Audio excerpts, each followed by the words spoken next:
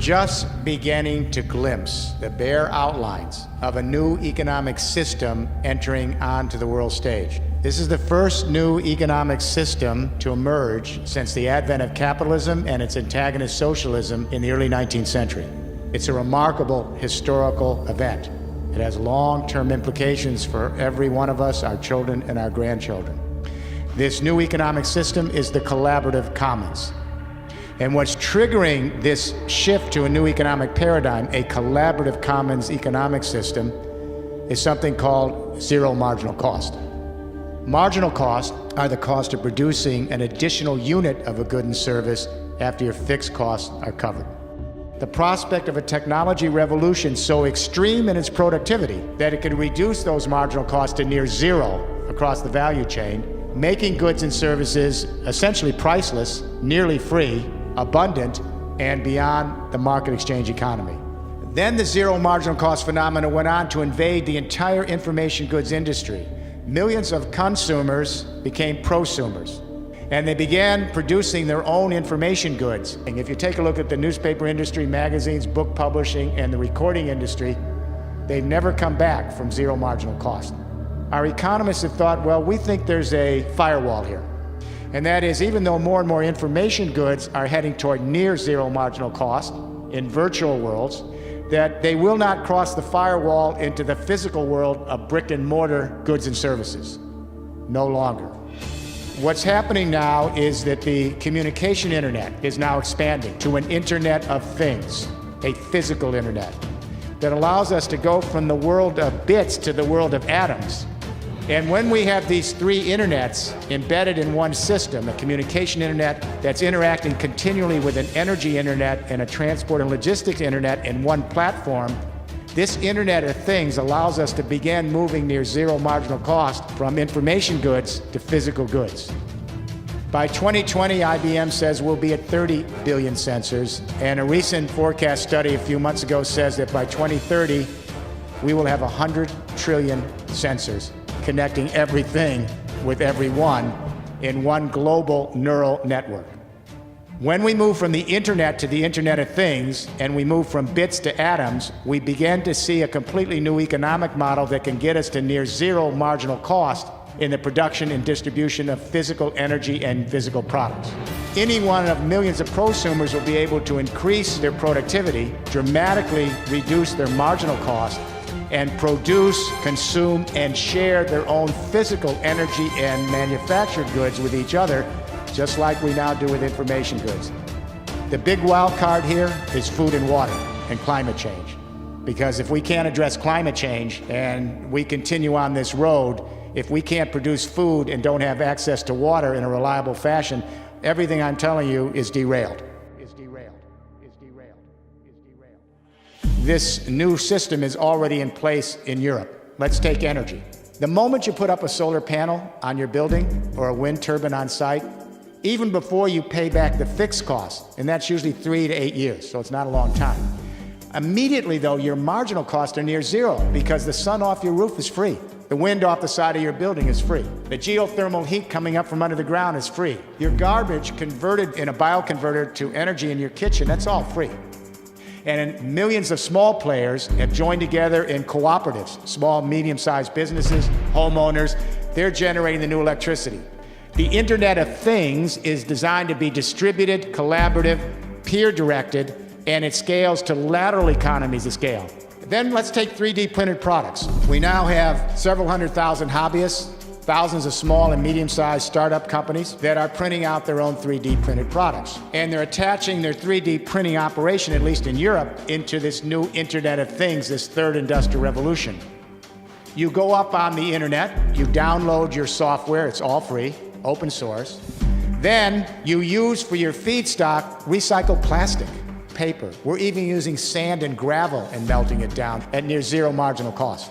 Then they're powering their 3D printing factory with green energy from their energy internet that's generated at near zero marginal cost. Then they're marketing their products on global website with very little advertising costs. You just pay a short fee, low marginal cost.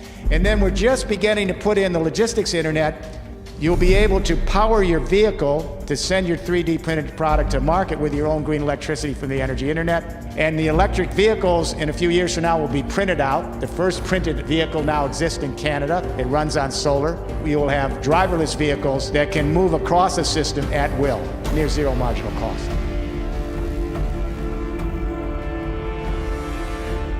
This is a revolution. This is a revolution. This is a revolution.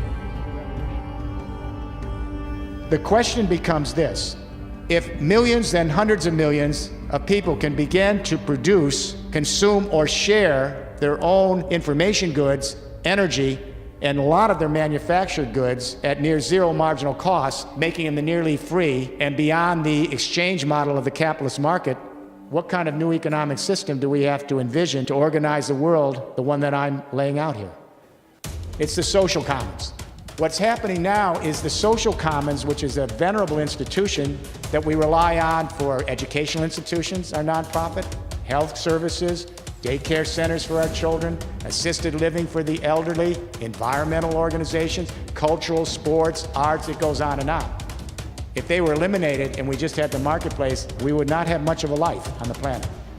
The social commons is ignored by economists because it doesn't create finance capital. It creates social capital, but it's a big revenue player. What's making this social commons now more relevant than any time in the past is this Internet of Things.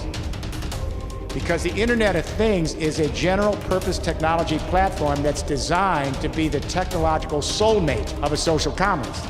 The whole design is to be distributed, collaborative, scales laterally, not vertically, and it rewards collaboration across these lateral networks. It creates a sharing community. If millions and millions of people are producing and sharing their own energy and 3D printed products and information goods, they're going to need less income at zero marginal cost. They're still going to need employment.